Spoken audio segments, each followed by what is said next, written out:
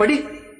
கண்மணி அன்போடு காதலன் நான் எழுதும் கடிதமே. பொன்மணி உன் வீட்டில் சௌக்கியமா, நான் இங்கு சௌக்கியமே. உன்னை எண்ணி பார்க்கையில் கவிதை கொட்டுது, அதை எழுத நினைக்கையில் வார்த்தை முட்டுது. ஓஹோ கண்மணி அன்போடு காதலன் நான் எழுதும் பொன்மணி உன் வீட்டில் சௌக்கியமா, நான் இங்கு எந்தன் காதல் என்னவென்று சொல்லாமல் ஏங்க ஏங்க அழுகை வந்தது. எந்தன் சோகம் உன்னை காக்கும் என்றெண்ணும் போது வந்த அழுகை நின்றது.